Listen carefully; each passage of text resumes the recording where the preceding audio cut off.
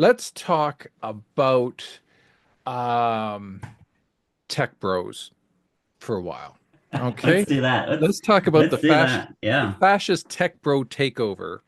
And Yeah. feel free to dovetail that right into that great post you wrote called "The Great Tech Heist: How Disruption Became a Euphemism for Theft." So let's talk Mhm. about the tech bros for a bit. Let's do What, it. yeah, what are your thoughts? What's going on in the Valley? What's going on in America? What's going on in the world with these folks? I mean, that's a big question, but I think it's actually one with a pretty simple answer. Hmm. We have a ruling class of people who spent decades being told that they were visionaries, that they were geniuses, that they were above the rest of us, being lauded by the tech press and by sycophantic social media followers, and even by regulators and governments who all said that these people held the future of humanity in their hands. And they heard that message, they imbibed that message, and that combined with their extreme wealth made them believe that they were a new separate class better than the rest of us. And when you believe that, you act accordingly, and that's where we've wound up. I think it really is as simple as that. You know, there's a degree of intellectual arrogance that comes with that level of wealth and insulation. There's a degree of philosophical arrogance, and we are enjoying and reaping the benefits and the predictable outcome of these dudes, these really rich dudes who believe themselves to be geniuses. Yeah, yeah. And who all is in this club? We've got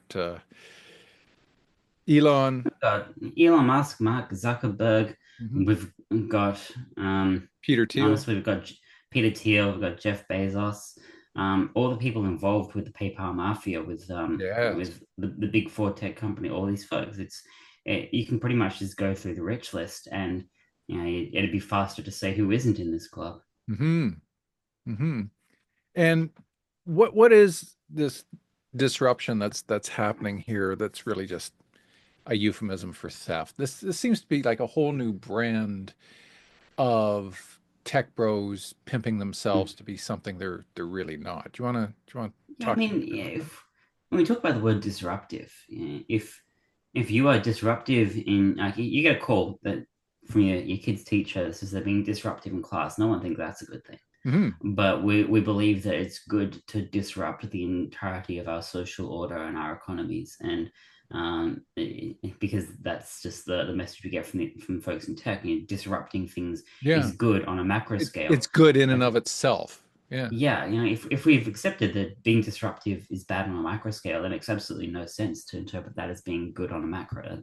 There is no there's no logic to that. Hmm. But there is this idea that if you can find a way to charge rent for things that were working perfectly fine before you, you are somehow a genius.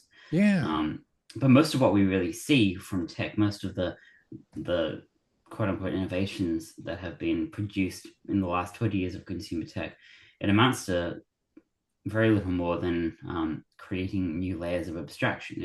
It's becoming middlemen to all these different places and not caring about what happens when that middle layer extracts almost all the value and leaves very little for anyone else.